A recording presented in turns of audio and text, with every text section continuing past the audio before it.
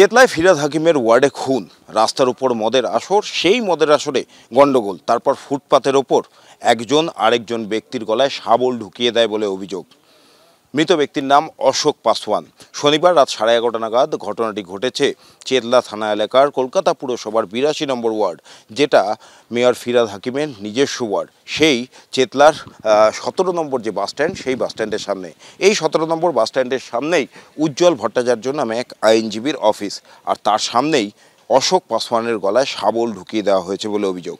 এই এলাকারই বাসিন্দা অশোক পাসওয়ান, এবং যেটা স্থানীয়দের থেকে জানা যাচ্ছে যে এইখানে ঠিক এই 17 নম্বর বাসস্ট্যান্ডের পাশেই এখানেই আজকে মদের আসর বসেছিল।